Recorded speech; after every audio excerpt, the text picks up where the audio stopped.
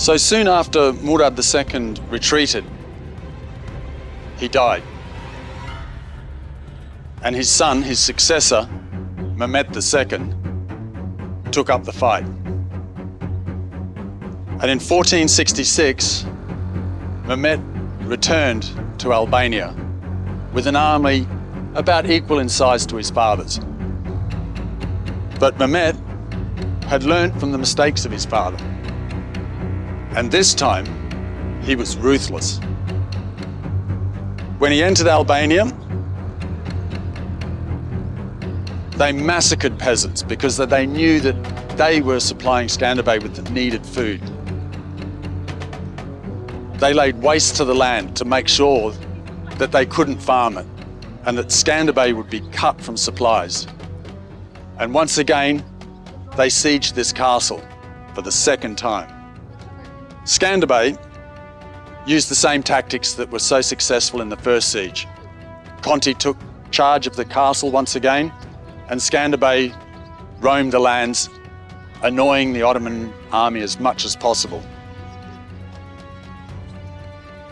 With cannons, they fired against this castle. Now, you would think cannons in those days would very easily bring down a castle. It has to be remembered that this was new technology. And cannons, many of the cannonballs would either fall short or fly over the castle. And many of those large cannons could only be shot 2 to 3 times a day because they generated so much heat in the barrel. But regardless, Mehmet II, no matter how great a commander he is, he just wasn't a match for Skënderbeu, and he had to call off the second siege. To the south of here, he made a castle at Elbasan to ensure that he had a presence when he withdrew. This second siege really proved to everybody that Skënderbeu was the man.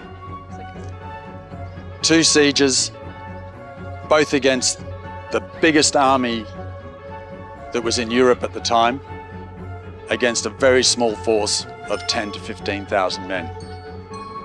2 times, Skënderbeu was on a roll. Inside the castle walls, the museum offers a detailed account of Skënderbeu's life, his battles, and the historic sieges that took place here. In 1467, Mehmet II launched a third offensive against Kruja, hoping to crush the Albanian resistance. Despite Albania's exhaustion and limited resources, the castle held, and Skënderbeu's hit and run tactics kept the Ottomans at bay. Though some aid arrived from European allies, it wasn't enough to shift the balance. By year's end, disease and shortages forced the Ottomans to withdraw. Skënderbeu's third victory came at great cost. He died shortly after, in 1468, and Albania stood exposed to future Ottoman invasions. With Skënderbeu's death, Kruja was severely weakened, and the Ottomans launched their final siege on this castle and was successful in 1478. Without his leadership and being worn down by continual sieges by the Ottomans, the Albanians had no chance of holding this very important strategic position. And this marked the beginning of centuries of rule of the Ottomans in this area of the Balkans. Yet Skënderbeu's legacy lives on. His courage, loyalty, valor, strategy, and patriotism has inspired generations.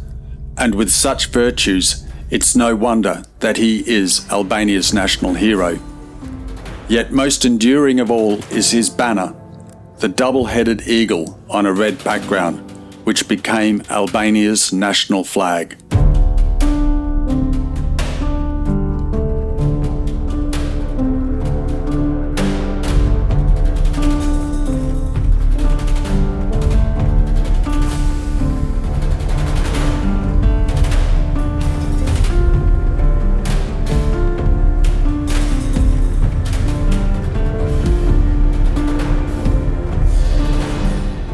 Located within the Kruja castle complex is the National Ethnographic Museum of Kruja. Housed in an 18th century Ottoman residency once owned by the Toptani family, the building showcases traditional architecture with its closed porch, courtyard, and stone staircase. The museum highlights the region's crafts, customs, and everyday life, using interactive storytelling, multimedia exhibits, and virtual reality experiences.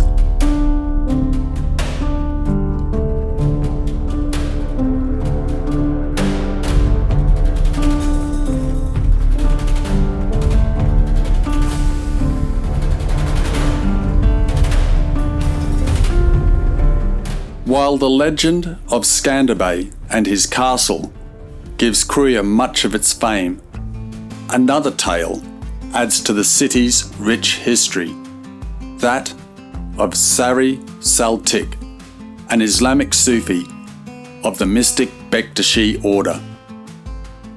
To further explore his legendary story, I follow the well-marked road leading to the mountain above Kruja. For those on foot, a scenic trail offers a rewarding 1-hour climb to the top.